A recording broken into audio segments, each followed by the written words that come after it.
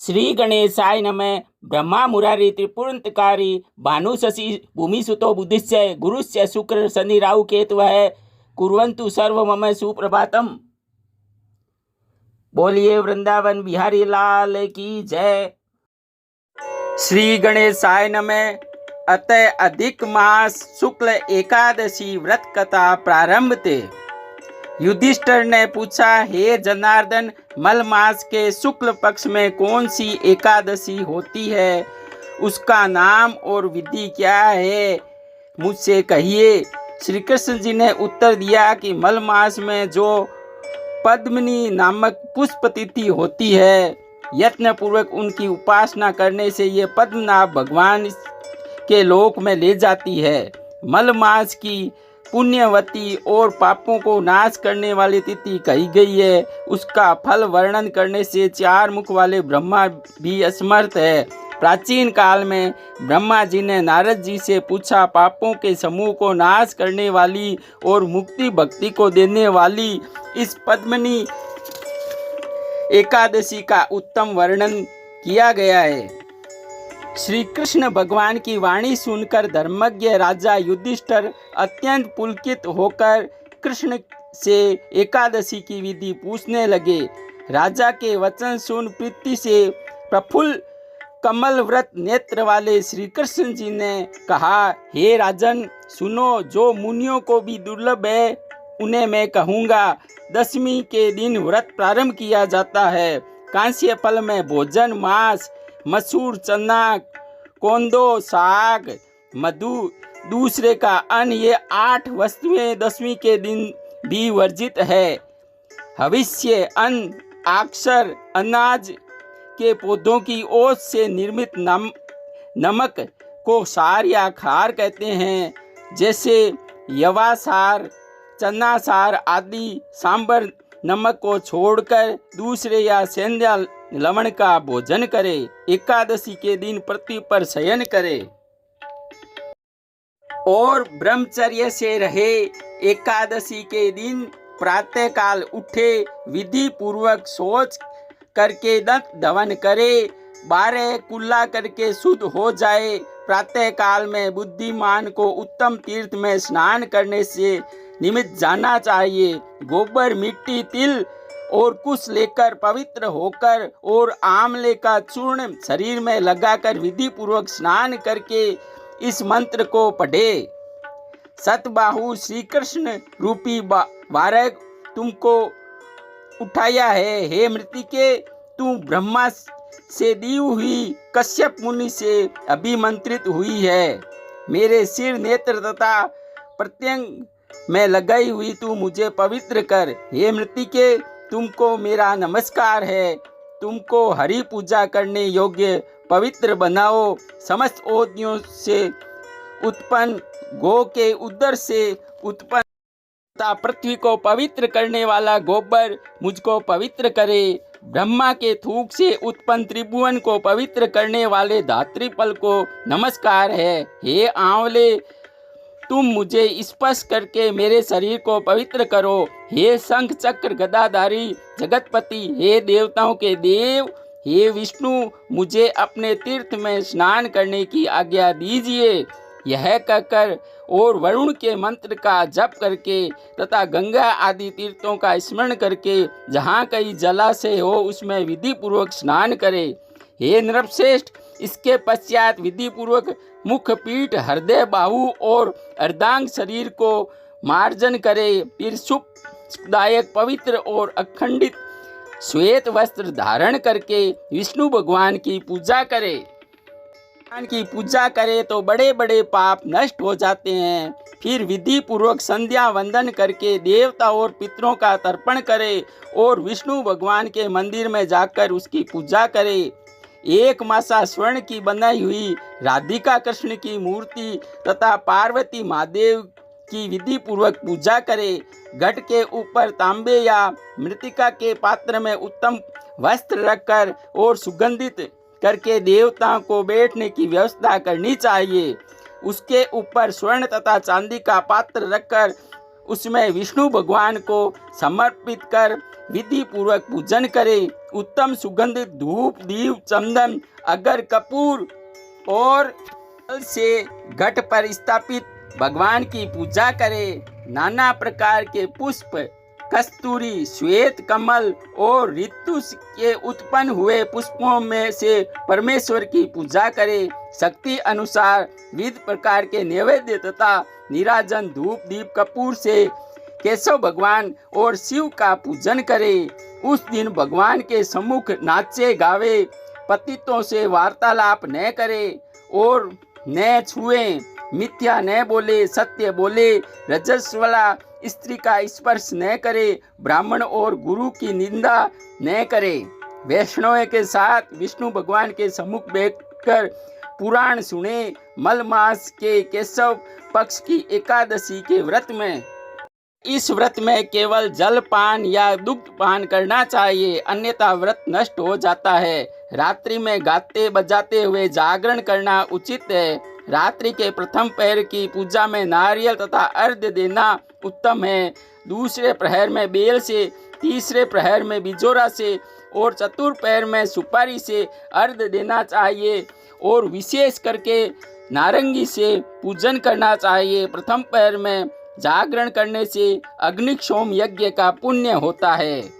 दूसरे पहर में जागरण से वाजपेयी का, तीसरे पहर में जागरण करने से अश्वमेध यज्ञ और चतुर्थ पहर में जागरण करने से राजसू यज्ञ का फल प्राप्त होता है। इस व्रत से बढ़कर न कोई पुण्य है, न कोई यज्ञ है, न कोई विद्या है और न ही कोई तप है। जिसने एकादशी का व्रत किया उसने पृथ्वी के समस्त तीर्थ, सभी क्षेत्रों में स्नान और उनका दर्शन कर लिया। प्रकार से सूर्योदय पर्यंत जागरण करे।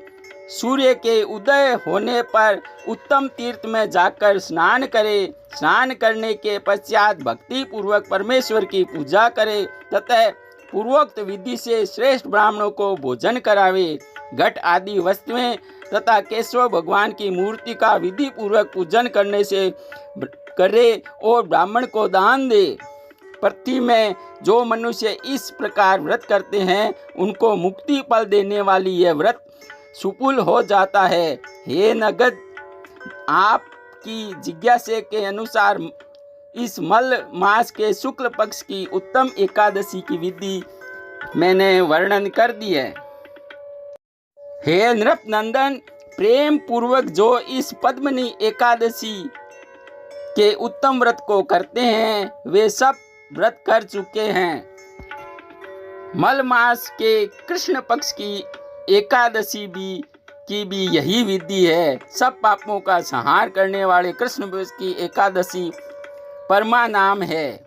इस एकादशी की एक मनोहर कथा मैं तुमसे कहूँगा जिसमें पुलस्त्य मुनि ने नारद के विस्तार सहित वर्णन किया था। कार्तिवीर्य के कारागार में कैद हुए रावण को देखकर पुलस्त्य मुनि ने उसे यातना से छुड़ा दिया। यह आश्चर्य सुनकर मुनि श्रेष्ठ नारद जी भक्ति पूर्वक पुलस्त्य मुनि से पूछने लगे, सब देवता जिस रावण से हार गए उस रावण को कीर्तिवीर्य ने किस प्रकार जीत लिया उसका वर्णन कीजिए। नारद जी का वचन सुनकर पुलस्त्य मुनि ने उत्तर दिया, हे वत्स सुनो, कार्तिवीर्य की उत्पत्ति का वर्णन मैं तुमसे कहता हूँ। त्रेता युग में हेयई वंश में कृतवीर्य राजा उत्पन्न हुआ। महिष्मतीपुरी उसकी राजधानी थी। उस राजा के 1,000 प्राण प्यारी स्त्रियां थी, परंतु उसमें से किसी से राज्यभार संभालने वाला पुत्र उत्पन्न नहीं हुआ। उसने देवता, पितृगण तथा सिद्धों का पूजन किया और बड़े बड़े सिद्धों की आज्ञानुसार व्रत को करने पर भी राजा को पुत्र प्राप्ति नहीं हुई। पुत्र के बिना राजा को राज्य सुख प्रतीत नहीं हुआ। जिस प्रकार शुद्धित मनुष्य का भोग विलास सुखदायक नहीं होता, तब राजा ने अपने मन में निश्चय किया कि तपस्या से कामना की पूर्ति होगी, अतः अपने मन में तप लगा दिया। तपस्या में सर्वदा मनोचित सिद्धि होती है, इस प्रकार निश्चय कर उसी समय वल्कल वस्त्र धारण कर और जटा बढ़ाकर अच्छे मंत्री को गृह का भार सौंप दिया। स्वयं तपस्या करने के निमित्त चला गया। तब इक्ष्वाकु राजा के वंश में उत्पन्न स्त्रियों से श्रेष्ठ राजा हरिश्चंद्र की कन्या पद्मिनी ने, जो उनकी रानी थी, राजा को निकलते देखा। वह राजा की पतिव्रता पत्नी भी अपने पति को तपस्या में रत जानकर उसने अंग के आभूषणों को उतारने लगी। उसने केवल एक वस्त्र धारण किया। वह अपने पति के साथ गंधमादन नामक पर्वत पर चली गई और राजा ने उस पर्वत में जाकर उसके साथ 10 सहस्त्र वर्ष पर्यंत तपस्या की। परंतु गदाधर भगवान की आराधना करते रहने पर भी उस राजा को पुत्र न हुआ। उस श्रेष्ठ स्त्री ने अपने पति के शरीर में केवल अस्थि, चर्म और नसों को अविष्ट देकर उपाय सोचा।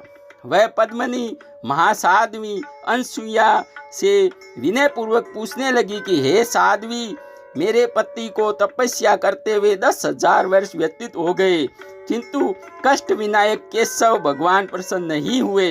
इस कारण हे महाभागे, मुझसे यथार्थ व्रत कहो। तुरंत को भक्ति पूर्वक करने से पुत्र के देने वाले भगवान प्रसन्न हो तथा जिससे अति श्रेष्ठ चक्रवर्ती पुत्र उत्पन्न हो। पतिव्रत परायणा पति अनुरागनी रानी पद्मिनी की बात सुनकर कमल नयनी पद्मिनी से अनसुईया ने प्रसन्नता पूर्वक कहा, हे सुंदर भुवों वाली, 12 मासों में अधिक मल मास होता है। हे सुंदर मुख वाली, यह मास 32 महीने पर आता है। मल मास या अधिक मास 32 महीने पर आता है। इसमें द्वादशी युक्त परमा तथा पद्मिनी नाम की 2 एकादशियां होती है। उसकी उपासना तथा विधि पूर्वक जागरण करना उचित है। इस व्रत के करने से पुत्र देने वाले भगवान शीघ्र ही प्रसन्न हो गए। हे नृप, संक्षेप में इस प्रकार कहकर कर्दम मुनि की कन्या अनसुईया ने प्रसन्न होकर मेरी कही हुई विधि का वर्णन विधि पूर्वक उससे किया। अनसुईया के वर्णन को सुनकर उस सुंदर गत्र वाली पद्मिनी रानी ने पुत्र प्राप्ति की अभिलाषा से उस सब विधियों को किया। वह सर्वथा एकादशी को निराहार रहा करती थी और रात्रि में गीत नृत्य करती हुई जागरण करती थी। इस प्रकार व्रत के पूर्ण होते ही केशव भगवान शिव शीघ्र प्रसन्न हुए और गरुड़ पर आरूढ़ होकर बोले, हे सुंदर मुख वाली, वर मांग। जगतदाता भगवान की बात सुनकर उस सुंदर पवित्र रानी ने प्रति पूर्वक भगवान का स्तमन किया और अपने पति के निमित्त बहुत बड़ा वरदान मांगा। की भक्ति पूर्वक वाणी सुनकर श्री कृष्ण जी ने प्रत्युत्तर दिया, हे भद्रे, मैं तुमसे प्रसन्न हूँ। अधिक मास के या मल मास के समान कोई मास मुझे प्रिय नहीं है और उसमें भी अधिक प्रीति को बढ़ाने वाली सुंदर एकादशी है। हे सुंदर भोए वाली, तुमने उसका व्रत प्रतिपालन मुनि पत्नी की कही हुई यथार्थ विधि से किया है। हे सुंदर मुख वाली, इस कारण मैं तुम पर प्रसन्न हूँ। मैं तुम्हारे पति को उसकी अभिला के अनुसार वर दूंगा। ऐसा कहकर संसार के दुख नाशक विष्णु भगवान ने राजा से कहा, हे राजेंद्र, अपना अभिलाषित वर मांगो। तुम्हारी स्त्री ने तुम्हारी कामना के लिए मुझे प्रसन्न कर लिया है। विष्णु की बात सुनकर वह श्रेष्ठ राजा की बात सुनकर राजा प्रसन्न हो गया। उसने सब लोगों को समस्कृत महाबाहु पुत्र मांगा। हे जगतपति मधुसूदन, वह पुत्र ऐसा हो कि वह तुमको छोड़कर देवता, मनुष्य, नाग, दैत्य तथा राक्षस आदि से कोई भी इसे जीत न सके। राजा की यह बात सुनकर और अच्छा कहकर भगवान उसी समय अंतर्ध्यान हो गए। राजा भी प्रिया सहित प्रसन्नचित और हष्टपुष्ट होकर सुंदर स्त्री पुरुषों से युक्त अपने रमणीय नगर में आ गया और उस पद्मिनी रानी के गर्भ से महाबली कीर्तिवीर्य नामक पुत्र हुआ। उसके समान वीर तीनों लोकों में कोई मनुष्य नहीं था। इस कारण दंतकधर रावण युद्ध में उससे पराजित हो गया। तीनों लोकों की चक्रपाणी गदाधर भगवान के बिना उसको जीतने में समर्थ नहीं है। के प्रसाद और पद्मिनी एकादशी का व्रत करने से रावण के पराजित होने से उसको आश्चर्य न करना चाहिए। महाबली कीर्तिवीर्य देवताओं के देव भगवान द्वारा प्रदत्त था। ये प्रसन्न हो पुलस्त्य मुनि चले गए। श्री कृष्ण जी ने कहा, हे अनद, तुमने मुझे पूछा, अतः मल मास के शुक्ल पक्ष की या अधिक मास के शुक्ल पक्ष की एकादशी की उत्पत्ति का वर्णन मैंने किया। हे राजन, इसका व्रत जो मनुष्य करेंगे वे हरि भगवान का पद पाएंगे। यदि तुम भी मनोमिच्छित फल चाहते हो तो यह व्रत करो। केशव भगवान का वचन सुनकर धर्मराज अत्यंत प्रसन्न हुए। उन्होंने सब भाइयों और परिवार सहित विधि पूर्वक व्रत किया। सूत जी ने कहा, हे द्विज, तुम्हारे पूछने